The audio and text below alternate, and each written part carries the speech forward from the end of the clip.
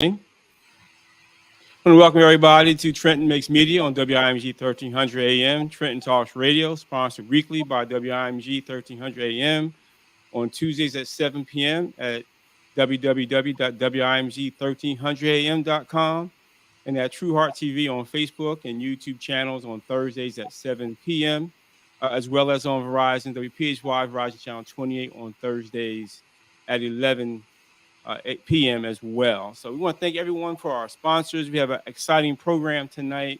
Of course, WIC 1300, Music for the Soul, 5 times Stellar Award-winning gospel station.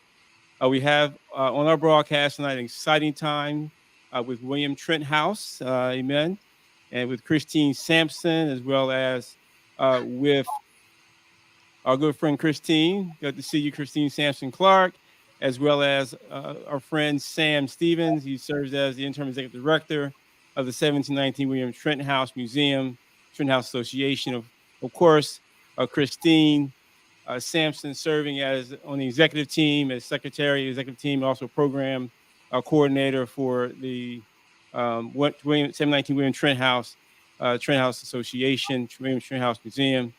I want to thank each and every one of you for joining us this evening.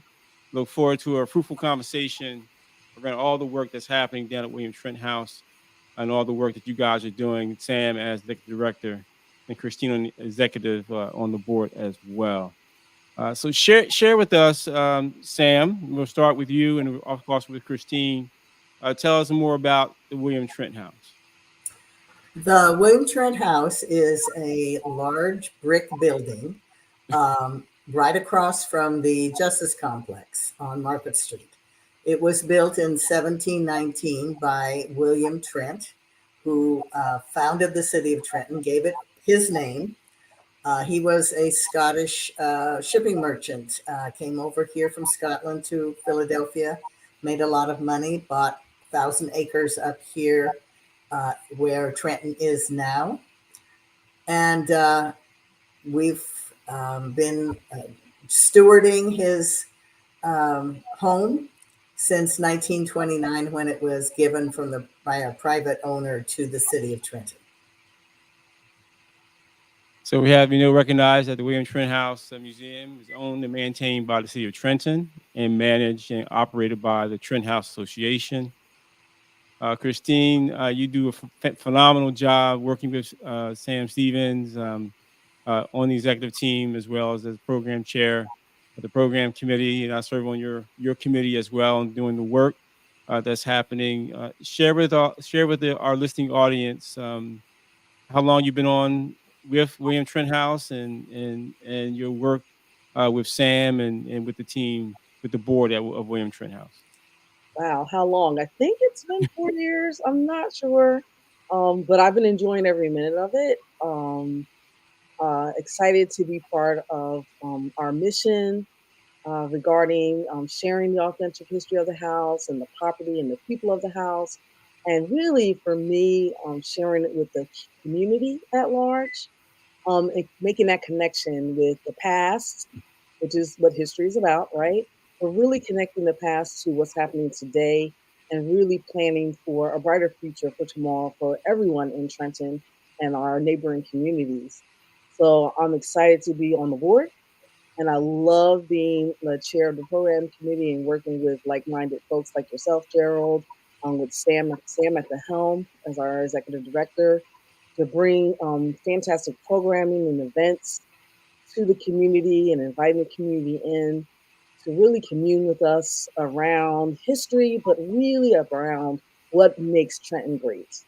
And one of the things I did want to share also is the fact that the William Trent House is also designated as a National Historic Landmark and are listed in both the state and national registers of historic places. I think that's important for our community to know,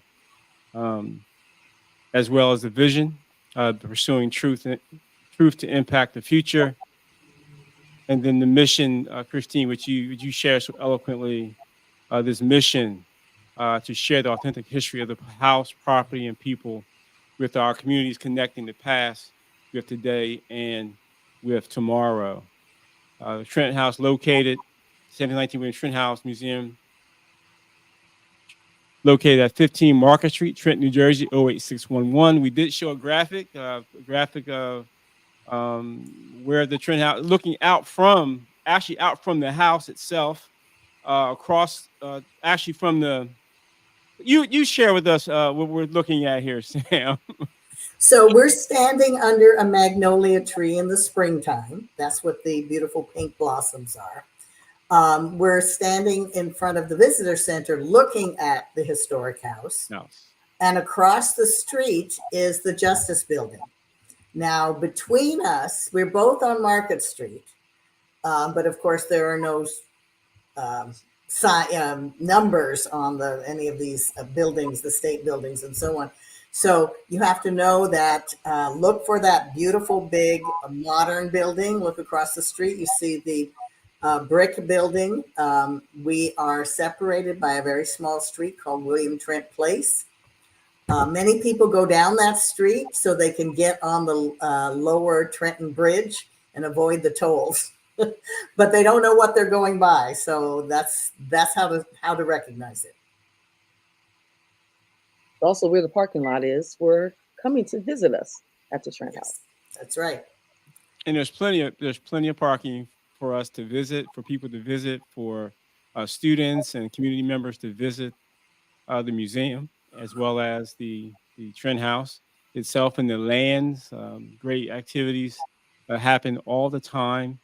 And I would like to go through some of the great past events that have taken place at the 1719 William Trent House Museum and on the grounds. I believe the first one is the signature event, one of the community conversations. Christine, we talked about this in the program committee, and I'm sure the board was there. And I think I see Sam and others right in the room there with. I see Jocelyn White and others. Share this event with us and the significance of the event, and such. Christine and also Sam. All right, thank you. So we have decided to at least annually, if not maybe sneak in a second one, to host these critical community conversations around issues that really matter to the members of our community, especially right now as we think about hopefully everybody's going to get out and vote in this critical election that impacts our city and beyond. And so we really want to talk about democracy and the role of the democratic process, but more importantly, how we as a diverse community fit into that formula, right? How does the diversity, the richness of Trenton, how we can bring out the authentic stories of the amazing people that make up this town. So we hosted a community conversation about 2 weeks ago at the house, and we had members from the African American community, the Hispanic, Puerto Rican community, Guatemalan community, Irish, Italian. It was quite a diaspora of individuals that came together to talk about how their families integrated or came to be in Trenton, and how their diverse contributions impact what happens in the city and around us, and how we can make a difference to help move Trenton forward in a positive and growing development way that invites more diversity, really shows the richness of our community. It was amazing to have these conversations, to hear the stories of the different communities. I learned a lot. I'm always excited as an educator to learn and to learn more. And everyone brought such amazing elements to the conversation. We probably could have stayed there a lot longer than we did. We look forward to having others come and join us at our next annual event to bring more richness to the conversation and share the diversity that makes Trenton great, makes Trenton wonderful to live in. Oh, we can't hear you. I was actually away on the 15th during the event, Sunday, October 15th, from 3 to 5 down at the William Trent House Visiting Center. And as I recall, there were 3 questions, Christine and Sam. And this is actually the second annual community conversation, right? And so it's great to have these conversations in our community. and there were three questions that I can recall. Why is knowing our past important to strengthening our democracy today? Why is it important to have authentic stories, your own and others, told and heard? How can we make sure that others have the opportunity to tell their stories and have their stories heard? Sam, what was your take on and your kind of what you thought about the answers to the questions as the groups reported out and the organization of that community conversation on October 15th? What are some of your takeaways from that? Well, one of them was that we, besides diversity in sort of demographic characteristics and so on, there was also diversity in political philosophy, I guess you'd call it, or perspective on events that have happened over the last several years in our country. And so it was interesting to see how at a table where those differences were raised up, that they still managed to come to some common ground and common sort of answers to those questions about how important it was to listen and to have the opportunity to hear how other people think and what their experiences are. So I thought that was one very great thing that came out, and that was one of the tables in particular had that experience. The other thing for me, another takeaway for me was as we were leaving, one of the participants said, we really want to hold these kind of conversations, collect these kinds of stories in our own community. How can we do that?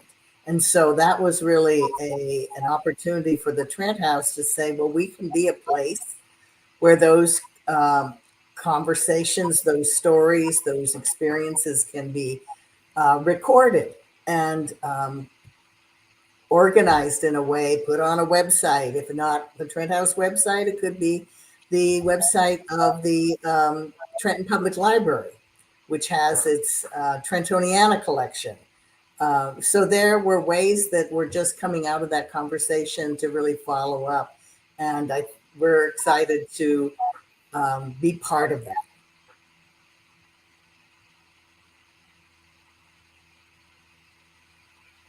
What were some of your takeaways, Christine? Thank you. I agree with Sam on that part. And what was really exciting is that so many of the participants wanted more, and they were really strategizing and coming up with ways, as Sam has mentioned, where we can take these experiences and we can host them here at the Trent House, or as we are part of several community neighborhood organizations, how we can come out and help be part of if they decide to host conversations in their spaces. Sam, I know, is going to talk a little bit later about some of our partnerships and where we are really engaging with community neighbors in other ways. And so, this desire to host this even in a different language. So if I remember correctly, we talked about having a hosting in Spanish, for example, as one of the possibilities, so that it is more inclusive and that more members of the community can take part in this engagement.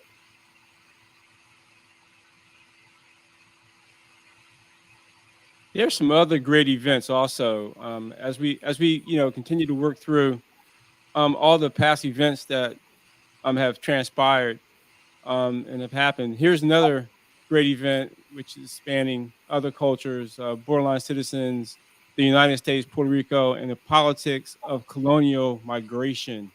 Uh, can you share with us about that event and Christine, either Christine or Dr. Stevens? Well, I want to say first, and then Christine can talk about that particular event.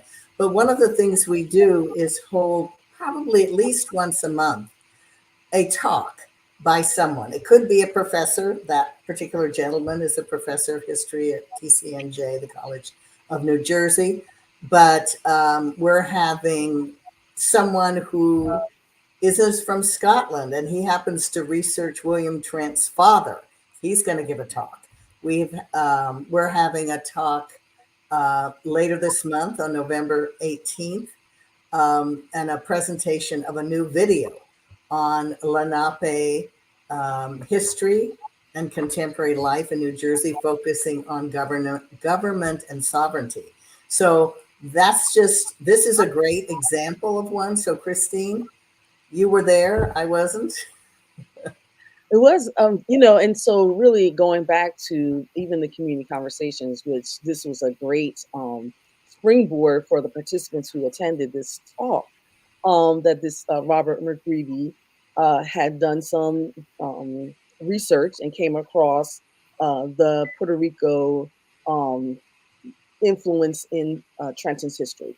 And it was really interesting to learn a lot about the Puerto Rico influence, the integration between Puerto Rico and Italian immigrants that were in here at the time, the political influence that caused some of migration into our area.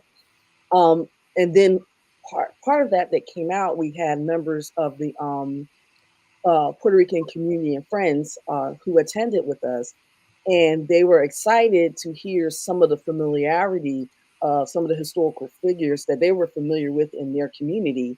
And then one of the members that came said, it's exciting that that Professor McGreevy was sharing the findings of his research, but here we are, people who actually live that we lived a lot of the experience that he was sharing, and we were personally familiar with some of the historic individuals that he brought about in his conversation. And they shared that they wanted to be able to tell their history and really take the lead on that conversation. And so Professor McGreevy was very interested in, again, supporting that effort, so that, because history is right here. Right, Trenton is the crux of history in the United States and America, and what a great place to find some firsthand resources in the people that live here. And so we are going to connect some of the members of the Puerto Rican community with Professor McGreevy to try to help bring out their stories in a form that lives on in either a book or a video, and be housed in the library or some of it on the Trent House website.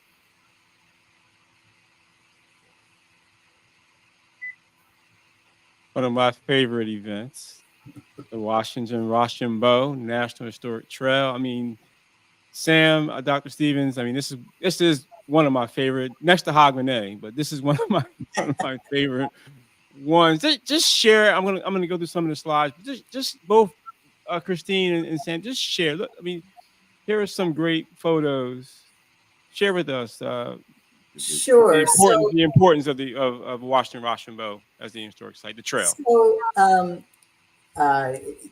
some of us that grew up on the West Coast, like myself, may have studied the American Revolution, but we basically heard a couple of things about it. We heard, Washington crossed the Delaware in 1776, and he defeated the Hessians in Trenton, and then pretty much the war was over. Well, of course it wasn't. And one of the things that I learned was the length of the war, and how it was not a confirmed outcome that we would win. The revolution would be won by the Americans. We could still be under the British crown if things hadn't gone that way. And one of the reasons why we were able as a nation to actually achieve our independence was because the French came over to help. And so in 1781, the French army came over under General Rochambeau, and they marched down with Washington's army down through New Jersey and encamped in Trenton for several days at the end of August 1781 before crossing the Delaware, going down to Yorktown, defeating the British there, and that was sort of the end of it. So the Trent House is on a National Historic Trail operated by, the trail is operated by the National Park Service, the Washington Rochambeau Revolutionary Route National Historic Trail. It's kind of a mouthful. But every year now, for 3 years, and hopefully into the future, we have celebrated that encampment by inviting reenactors to come and illustrate what it was like. So, Christine, I don't know if you want to talk about these guys. Like Gerald, it is one of my favorite activities. It's so interesting, exciting, and one, I'm a Hamilton the musical fan, and so if you watch Hamilton the musical, he talks about Rochambeau. And when I heard we were going to be part of this historic trail, I was like, oh, I know that story. So I was very excited about that. And then when I got to see the way the reenactors come and basically transform the grounds, they basically set up camp as it was back in 1981 with tents and pits, fire pits, and they are doing iron work, and they are with their muskets or whatever armament that they have, and they're in full regalia and full uniform as it was back in the day, cooking food, and the reenactors are so informative. And so you have a picture, Gerald, of the three of the Black Regiment reenactors. And Sam, you can correct me on the actual from where, but I believe it's an all Black regiment that came through Rhode Island, down Yes. and fast through New York, and were part of the encampment back here in Trenton. And the last one we had, I had the opportunity to sit and chat with the gentleman, and one of them, and I'm not going to remember his reenactor name, Billy, and I forget the last name. Billy, he was reenacting Billy, who was like the first hand of Washington, General Washington. He was a Black man. He was enslaved, but he basically was like the right hand, Secret Service type of gentleman for Washington. And the information that the reenactors share with everyone that comes to visit during the reenactment is amazing. Kids, a lot of our kids come and they get to hold the knife and the musket. I don't know what it's called, bayonet. And then they get to do the drumming, and they get to hear stories told by the reenactors. They get to sit around the fire camp. They get to see the iron working happening. It's really such an engaging event for people of all ages. You can see I'm like giddy like a little girl right now because it is such an interactive and engaging activity. And I'm so excited that we get to be part of this and that we get to showcase this every August. Like Sam, all into the future. And I hope that everyone on the other side of this screen will join us next August so they can get as excited about it as Gerald and I are. Then you have to come and experience the regiments. You have to come and experience the tents and how they're dressed in full regalia and in the uniforms of the era. And to hear the stories that they tell, they're telling the authentic stories of, like Christine said about Billy being the right hand man, and how even though he was enslaved, even he had a special uniform that he would wear. He shared that story, and so many other stories. And children of all ages, young and old, can learn a lot about not only the history of Trenton, but the history of the William Trent 1719 William Trent House in the museum, on the grounds, and meet the people. And it's a phenomenal time to learn the history and have an appreciation for the history of our town and the significance that our town has in historical um, legacy of the United States, the growth of it, and the development and the building and the becoming of our country, and be proud that you're from the city of Trenton. Another super event. One of my other favorite events. Oh my God, Hogmanay. Let's talk about Hogmanay, Dr. Stevens and Christine. I'll Um, I'll start with a all little right. what is it? Hogmanay. Okay. As I mentioned earlier, Trent it came from Scotland as a young man to the New World, to Philadelphia. And a tradition in Scotland is to celebrate the new year with quite quite a festive thing. There's big bonfires, there's fireworks, there's traditions, certain kinds of food. There are bagpipers and so on. So what you see here, and I'll just say this, and then I'll let Christine talk about some of the other things that go on at Hogmanay. But you see our bagpipers group, bagpipers and drums. They come every year so far. Have they been coming and kick us off and march us around to that wonderful sound of bagpipes.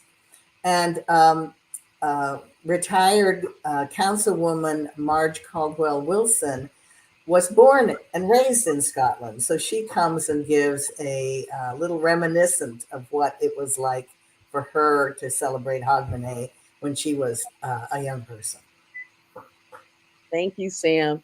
And so it's, I believe it's warm cider, and there's cookies, and there's storytelling. Denise McCormick is an amazing storyteller, and she joins us and shares stories that, again, all ages, children, adults alike, are just mesmerized by Denise's storytelling. The bagpipes, you saw, we burn a wish, if I believe correctly, put a wish on the piece of paper, and we throw it into the fire so that, of course, our wish is going to come true for the year. And it's just really nice gathering. It was very well attended last year because the weather was nice, a little bit rainy, very much like Scotland, but not enough to make people stay home. And again, like I said, between Marge's firsthand story of being from Scotland and her experiences for Hogmanay, and then Denise telling stories, fantastic stories for us to listen to, and the bagpipes and the children running around enjoying the fire. I think, Gerald, you brought us some firewood last year to help us keep the fire going. So I did. It was so fun lighting the fire. It was tough this year because of the rain and the drizzle, but we got it done. We found a way to light the fire and to celebrate Hogmanay, the Scottish, in terms of Scotland, and the story that Marge shared with us, real life story about her experience. And you got, if you do, if anything else, you got to come get the cider. I mean, the cider is outstanding, and all the different foods. You'll learn about the foods and the foods that were eaten, the delicacies and the desserts and all the great stuff, the bagpipers. And I mean, Sam, you said it all, and Christine, you said it all. It's a phenomenal event, but you have to experience the event. You can't just hear about it on the radio or see it on YouTube or see it on social media or TV. You really have to experience the event. There's one coming up, so you don't want to miss out. It's coming up very, very soon. What's the date again? December the 30th, which is the Saturday after Christmas, and it'll be around 2:00 in the afternoon. So probably between the battle reenactments and other events that are going on during Patriots Week. Hope to see you all there. It's fun. Yes, I'm sure. If you want to see more of the upcoming events, Sam, the website shows the upcoming events. It also shows the past events, but also please go to the Trent House social media website, social media on Facebook for information as well, so you can stay informed about the various events that are coming up. A lot of those events are annual events that you don't want to miss each and every single year, like Washington Rochambeau Historic Trail and the festivities there, the Hogmanay and other events that we're going to share. Forget the ice cream. Huh? Don't forget the ice cream social. Ice cream? Ice cream. We try to do something every season. So we do try to do something every season. I'm not sure if that's next, but let's see what's next. Let's see if there's some ice cream coming up. Let's see what's next. I think that's part of the Washington Rochambeau. I don't know if we have a picture of the ice cream because we're all usually eating the ice cream. I think we do. Yes. Look who we got. We've got one of our favorite reenactors in children. Right. That's Algernon Ward, two of my grandchildren and another young child who was there. He had them going through drills. Yes. Following different kinds of commands. What do you do when he says something and you raise your musket or do something with it? Yes. So this is the kind of hands-on interactive stuff that we like to do at that event. The ice cream social, by the way, is usually the early part of June, when the sort of the birthday of the museum. The museum was opened, I think, on June 1st, Oh, go ahead. No, 1939. I gotta bring that up. So I don't think we have any pictures of that. So you'll just have to It's You a have to, you have to trust. it's a fun, messy event with children. It's free ice cream. It's big buckets of ice cream that people can choose from, and it's dripping all over the place. And it's just like Sam said, it's a You know what, great our birthday. Christine, guess what? What? I do have. I think I might. Wait a minute now. Let I hope me it's go not one back. of me embarrassingly dripping ice cream. No, I'm not gonna do that. But go ahead, you guys. I'm gonna see if I can find it. Okay, you look for the ice cream. So, but we do try to have something. If you see, so in June we have the ice cream social. In August we have Washington Rochambeau. Our There we community.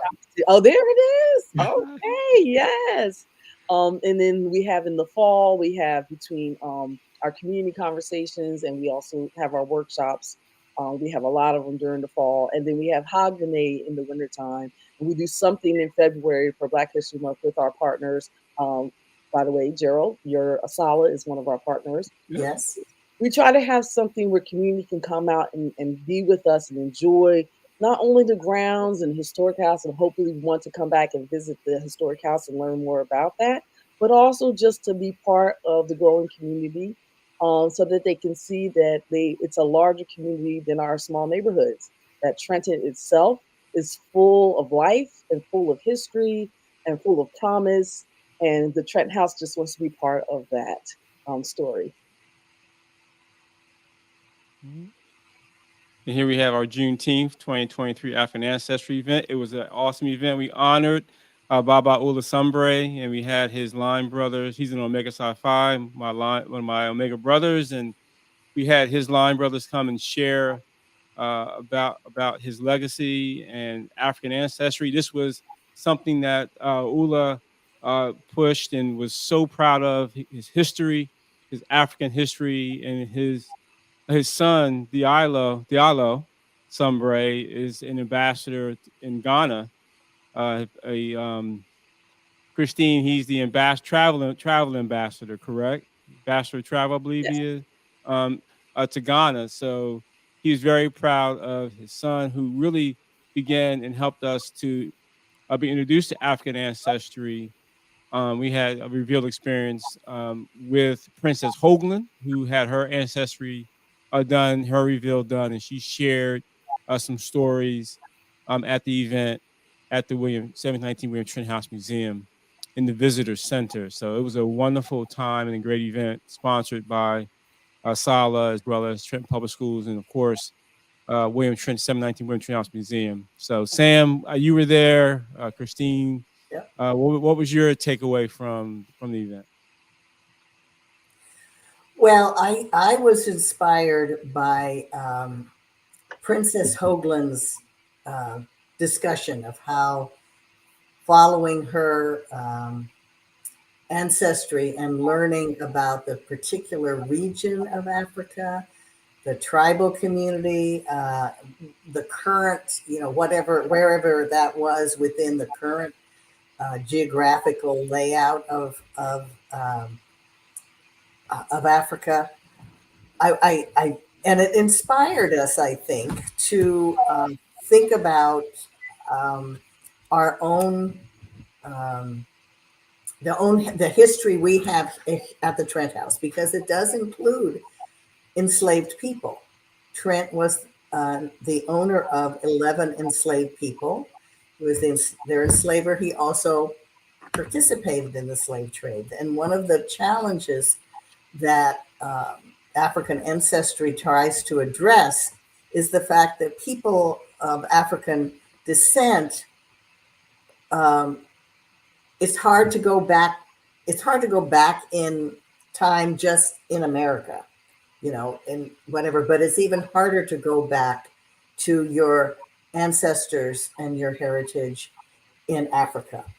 So that was important to us. And Christine, I wonder if you want to say a few words about this hopeful project that we're going to be doing, we hope, with the Ninth Grade Academy. Right. And the Trenton Public School District. Thank you, Gerald. You sit on the board. All right, that was my plug. Yeah, so and we keep throwing around these different partners that we are collaborative. So we say the Sala, the Puerto Rican Community and Friends, the College of New Jersey, Sankofa. And so we continue to grow our partnerships. And one of our newest partnerships is African Link Initiative with Chazelle Muhammad. And really spurred by the work we did. Thank you, Gerald, for lifting up the Sunbrays around African ancestry and really, like Sam said, learning more about our roots from Africa. That is very difficult because, the records don't always help us here in this country as of African descent. And so being able to use African ancestry helped spur us to think about even our youth. So remember, our mission talks about connecting the past with today and tomorrow and pursuing the truths that impact our future. Well, you can't get any more impactful if you can't impact the children of the community.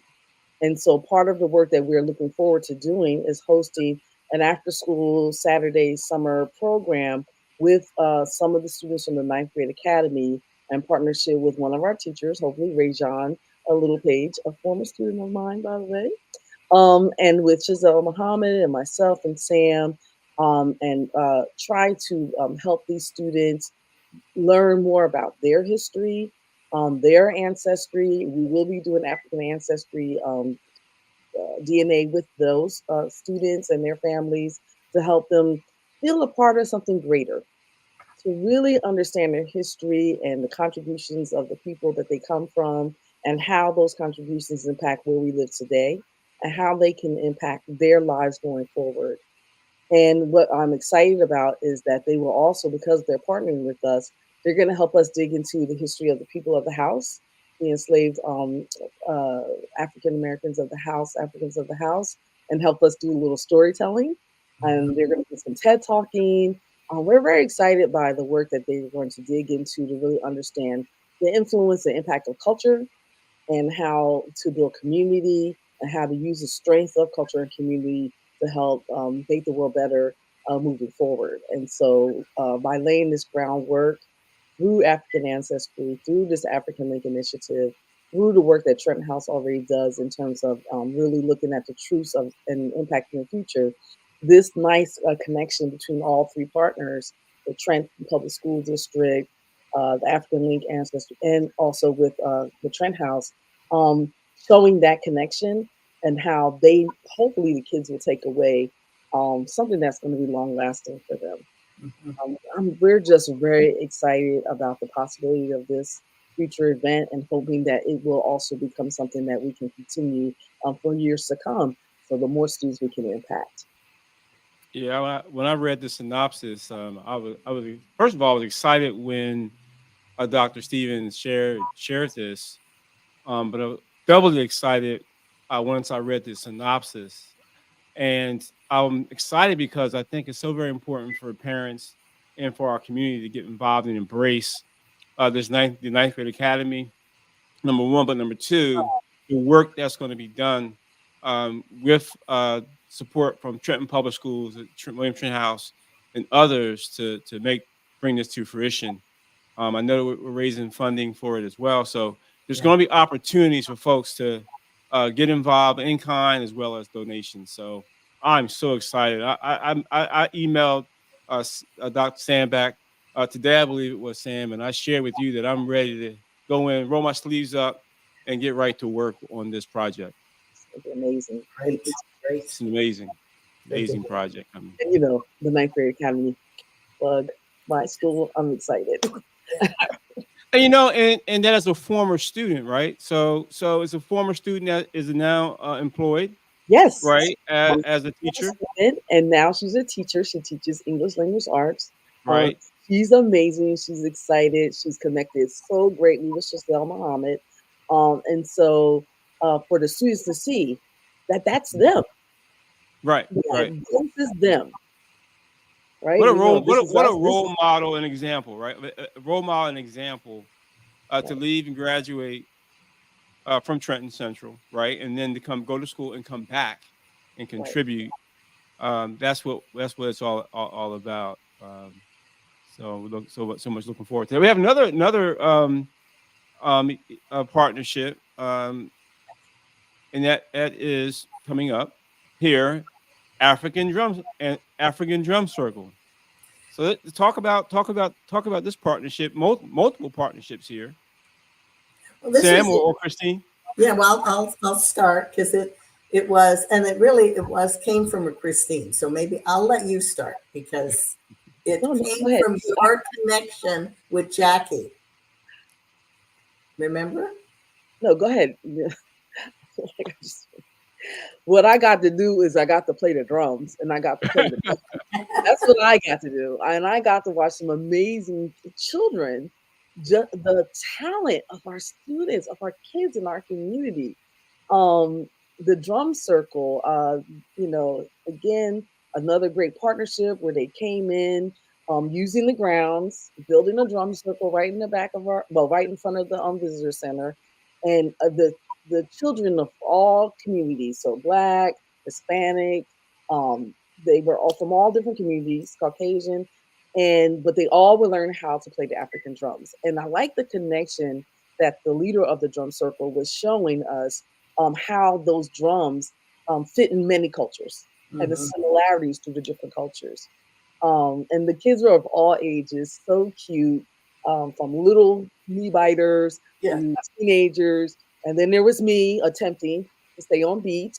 Right. Um, The, um, the leader, Tim Robinson, yes, um, is fantastic. And he would take them, he would describe the drum, give it the name it was known by, and talk about its link between Africa and Puerto Rico, because that's what we really were uh, working on, this idea that Puerto Rican and other cultures in the Americas were drawing from African traditions and African music and instruments, uh, and forming, sort of making it their own in a different way. And so he would say, okay, you're going to do this, and he would do a particular beat, and that person had to do that, and somebody else had to do something that was complementary. Um, it was a wonderful partnership between the Puerto Rican community and friends, the African American Cultural Collaborative, the Trent House, the Boys and Girls Club, Ellerslie, and I can't remember the other places, but there were several places around the city where this drum circle event took place, and then there was a major event. I think it was during Juneteenth. I believe so. Yes, where there was a professional group, a dance drumming group, that professional group that came and demonstrated. It was wonderful. Just so you know, my part was very simple. Just one tap. Sometimes that's significant, right, Christine? I mean, That's so right. You kept the beat going, right? you gotta keep it going. I mean, there's one more collaborative we gotta talk about, right? Yes, we do. Sankofa. Come on, let's bring Sankofa right in. Hopefully, So, yeah, go ahead. No, go ahead. I thought it was I'm going gonna to be bring in the spot. Sankofa and a there Here you we go. song. go. There you There go. we go. Sankofa So, collaborative. Looking back, so moving forward. yeah, everybody probably recognizes the Sankofa bird now. It's become very, very prominent symbol and of the importance of history to um, moving to a better future, because that's sort of what that little Sankofa bird is doing. They're reaching back onto their back to pick up an egg with nourishment and things, and going to bring it forward as they move forward. So a group of organizations back in January of 2017. Um, just a few people getting together. So it was Beverly Mills and Elaine Buck from the Stroudsburg Sauerland African American Museum, Linda Caldwell Epps from 1801 Consultants, and the Trent House. And we began to think about why it was so hard at that time to get people to talk about the history of African Americans in our country, and the fact that people, there wasn't a lot of information out there. There were that people were aware of. There was a plenty of information that scholars and others had been working on for years, but it wasn't getting out to museums, historic sites, into classrooms, and so on. So that group, and then it added the Grounds for Sculpture, has continued on since January of 2017 and done about at least two workshops every year that invite scholars to come in, invite advocates and artists, people from other historic sites around New Jersey to talk about the connection, what stories they can tell about African American history. So it's been a very, very fruitful thing, and we have enjoyed playing a role in it as at the Trent House. It's helped us as well. And I Well, I think we want to have thank. Oh, go upcoming. ahead, Christine. I don't know. I can't believe you haven't talked about our big upcoming events in honor of Carter G. Woodson in one of our other partnerships, Yeah. Sala. Gerald, which you are the president chair. I never know the name, but you're Founding president. We founded yes. And back so on tell us a little December bit of 2020. Gerald, what's coming up? Hey, Yeah. well, we got exciting thing December 17th at Princeton Hydro.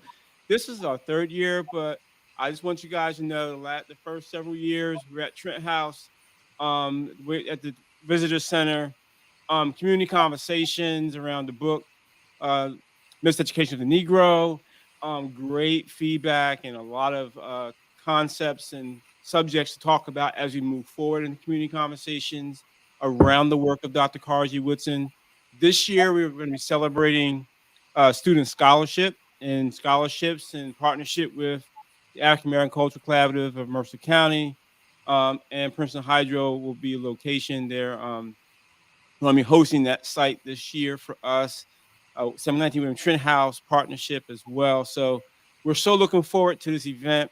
It's going to be commemorating his legacy, celebrating student scholarship. We have scholarship awards to students who were involved in the Black History Bowl. And the other partner that we have is Phi Beta Kappa, Phi Delta Kappa National Sorority of Phi Delta Kappa, National Sorority. And so we're so looking forward to the partnership, bringing the students together, having people come talk about the legacy of Dr. Woodson, have students share Dr. Woodson's quotes, get awards, come mingle and share in the festivities, celebrate our student scholarship. The Black History Bowl, I believe, is in its going to it next year. Will be going to its fourth year, I believe. So Next year, so we're gearing up for next year.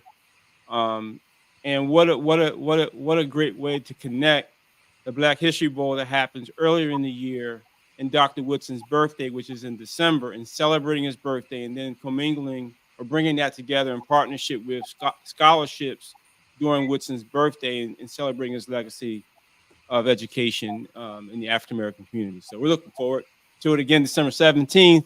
Princeton Hydro beginning at 3 p.m. Many of our students from Trenton Central High School and surrounding schools, Foundations Academy, and other schools, Zenos and Kudos through the National Sorority, will be involved. We're going to have photographers and videographers from the city of Trenton, from the small learning community at Trenton Central High School involved.